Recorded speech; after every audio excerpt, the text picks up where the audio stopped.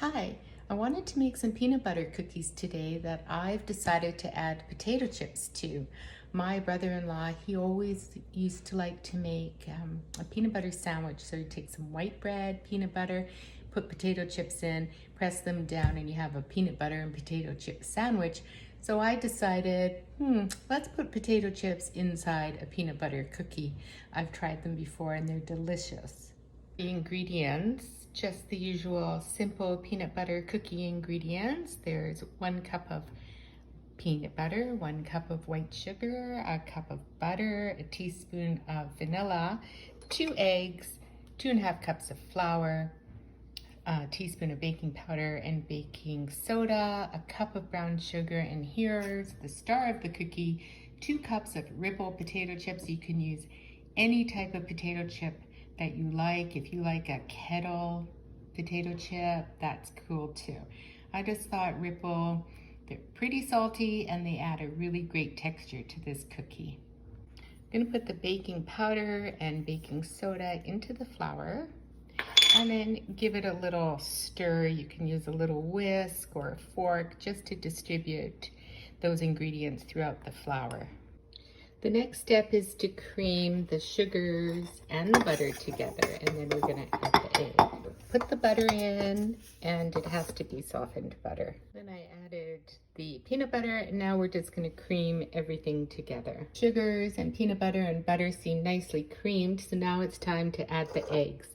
It's always best practice to break the eggs into a bowl in case you get any shells in there, and then you can take them out before having them in your batter. So I'm gonna add the eggs and the vanilla. Take my spatula out and mix that.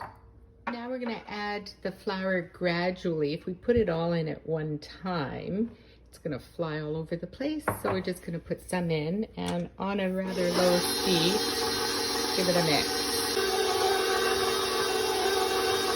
I'm going to scrape the batter off the sides and the blade, and we're going to add the potato chips. Now when we do that, we're going to add them whole.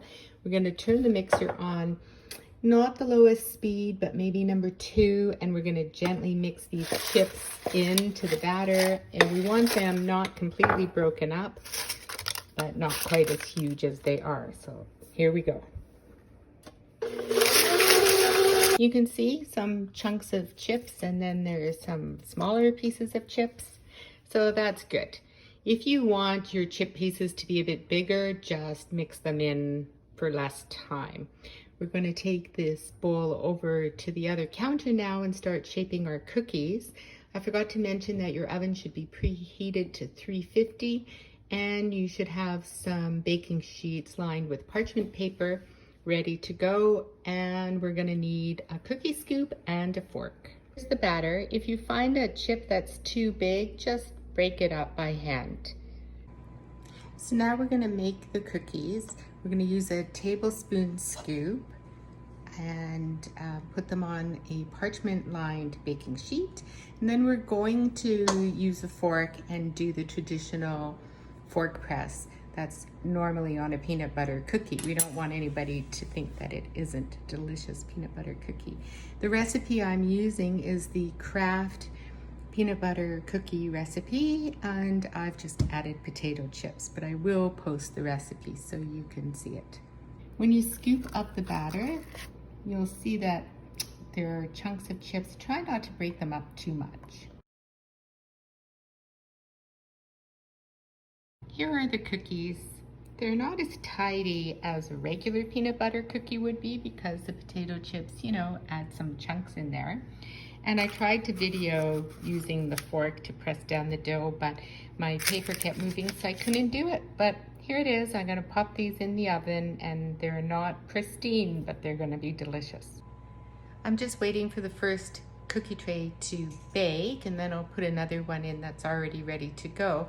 But I forgot to tell you that the very hardest thing about this recipe is not eating all the potato chips before they get into the cookie dough. Timer went off. Let's check them out. Oh, they look nicely browned. I'm gonna leave them on the cookie sheet a little bit so that they harden up. If I take them onto the cooling rack right now, they'll just fall apart. putting the next tray in. Here's the second tray of cookies. I'm just gonna put them over on the rack to cool. This recipe makes a lot of cookies. Uh-oh, that was too hot. I'll just have to taste test that one. Let's see. Oh, so good. I didn't get a chip in that piece, but the cookie's delicious. Here are all the finished cookies. So I didn't count them, but there's a lot of them. You can see that some of them have big pieces of potato chips and some of them don't. But I think I need to taste test them again. Let's see. They're really good. Hope you like this recipe.